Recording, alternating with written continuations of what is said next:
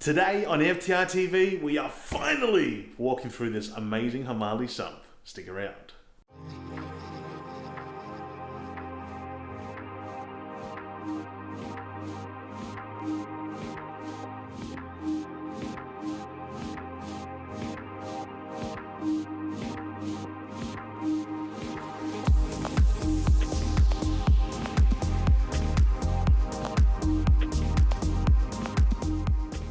G'day everyone, my name is David Mine. Welcome back to First Time Reefer TV, and today we are finally going to be walking through this incredible Hmahli Sump that I've custom designed, and we're going to go through all the bells and whistles. And first and foremost, be sure to jump over to the Hmahli Australia Marine Life Support Systems Facebook page and Instagram and YouTube channel now, and check out their amazing build. And if you guys need any acrylic work, I'm telling you now, Eric Jurcic is your man, because I've felt a lot of different sumps, and this is what I originally fell in love with when I first met Eric at Reef Australia, is just being able to feel their sumps and the craftsmanship and the work that's been put into it. You can just feel the love oozing out of it. And I'm telling you, there's nothing that Eric can't do for you, including making his own freaking roller mats, man. So we'll go through, actually we'll start with that first. So as you can see here, I've gone with a dual 7-inch roller mat because I hate thinking about filter socks, and I feel this way I never ever have to think about filter socks again, because the rolls that they've got are these big buggers here, and I think they're 50 meters, so that's going to be 100 meters of cloth through here. It takes 5,000 liters of flow, and worst case scenario, if 2 is overkill, I'll just take one out and plug it up with a little flow restrictor that Eric can make up for me. So dual 7-inch roller mat, it runs down through the system here, and yes, there is my custom logo on the front, because I'm never going to sell this baby. It's going to go with me wherever I go. So from there it flows down and into my skimmer chamber. So that skimmer can sit in there. There is an acrylic lid on it at the moment, but once I get the skimmer in, I can work out exactly what I need cut out, and I can send that back up to Eric to get cut out for me, so the skimmer can sit in there nice and beautiful. And then from there, it flows through the skimmer chamber and over into the first media chamber. So I've got 2 removable baskets in there, so then I can quickly just take my media out, give it a clean if I need to.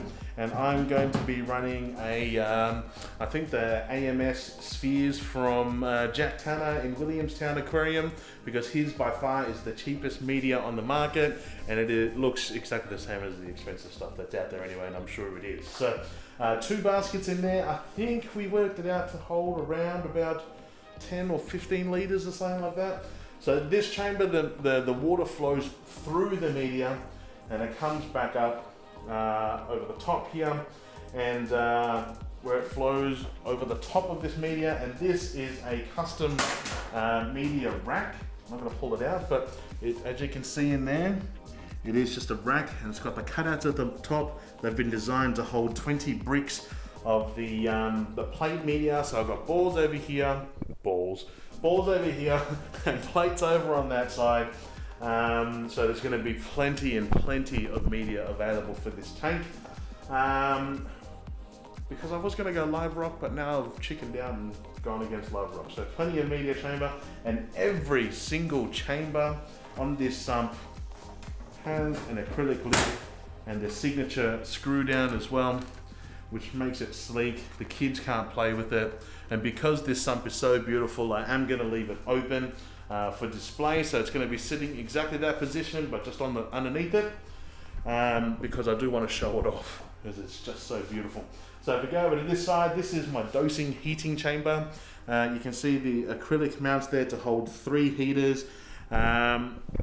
This was originally, before I decided, I haven't really decided on exactly how I'm going to heat and cool this tank, but I do want to put an air conditioning unit up the top there to split system the whole room.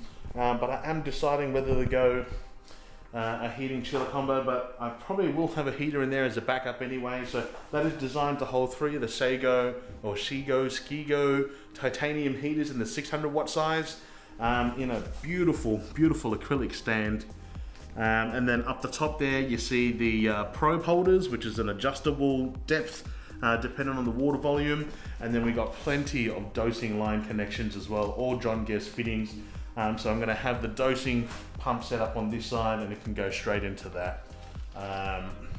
Bring it around this side, we can see the back end of the sump. So if we look at this end here, so the water flows from that end through the sump on this side, and then it actually flips back around and goes back up to the return pump chamber up there, purely because all of my plumbing is going to be on the wall side over there, and I just didn't want to pump water from here back over to there, because I reckon you lose a lot of head pressure, and I do want to get the greatest efficiency as I can out of the return pumps that I've got coming.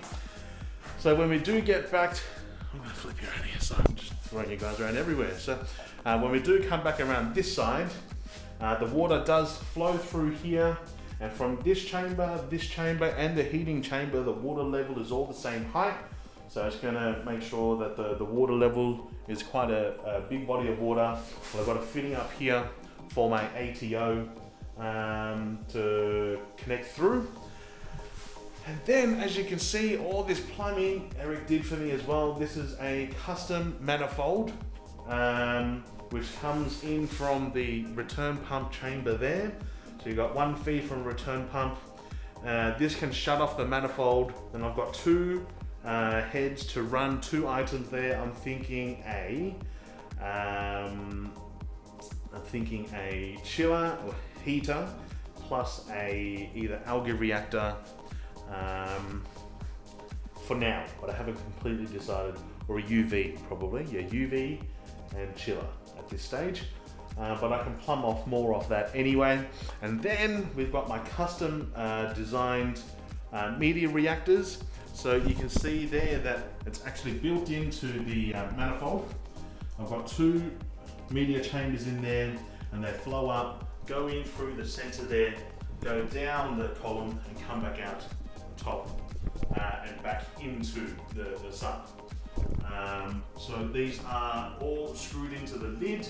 So if I ever need to change the media, turn off the taps, undo this bulkhead on here, and I take out this whole thing, just unclip the bottom, change my media, put it back in, and nice and easy.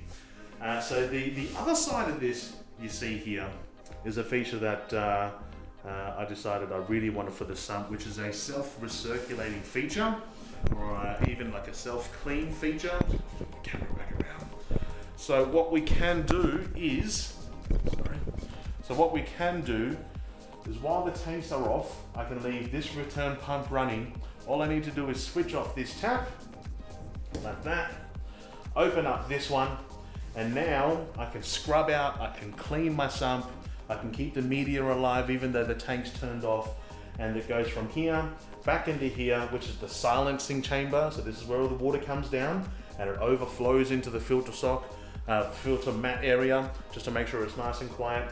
But essentially I'm just moving water from here over into here, and it goes back around through the sump and then back into here, and it just keeps going around. That way I can keep my media alive if I do decide to turn off the tank for a little while, or I can just leave the recirculating feature going and then just scrub the bejesus out of the sump, and I'm gonna get rid of all the detritus. So I think that's a really, really cool feature. And like I said, this is my dream build. So I've sort of gone all out on this sump, and you know, I've been dreaming to have one of these sumps for a very long time. So you see in the lids here, there are little notches to cut out for your power cables of your return pumps. And there's the same over as well on the other side where the heaters are going to be as well. And then we just got obviously some acrylic that holds the piping in place, and I've got room to add more piping in the future if I need to, if I'm running any floor drains or drain lines out of this or anything like that. But plenty of lines in. So we got one is the emergency from both tanks, and then one from the cade, and two coming from the water box. And they've got union fittings for the return lines as well. So two for the water box, one for the cade, and then two for the manifold items coming back into the tank. And that's basically the walk around this sump. So, man, I spent a long time designing this sump, and I'm so glad that Eric has pulled off like an amazing piece of art, and I can't wait to get this wet, get this running. Hopefully I haven't made any mistakes in the design process, but if I have, I'm sure there's nothing that we can't fix anyway. So guys, that is my Hmahli Sump. If you've got any questions, leave a comment down below, and be sure to hit up Eric and design your own sump of your dreams. It doesn't have to be as crazy as this. He does some very, very simple designs as well.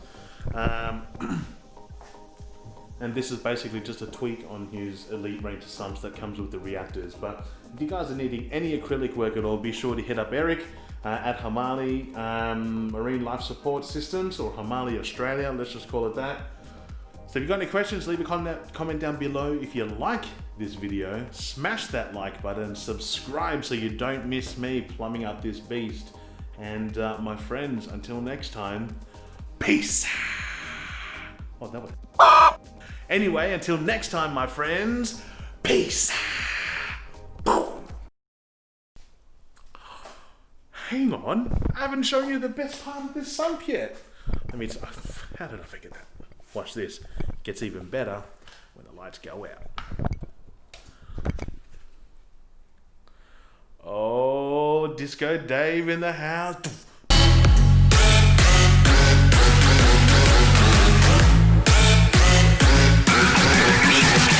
How amazing is that? The sun lights up. How freaking cool is that, man? Just way too cool.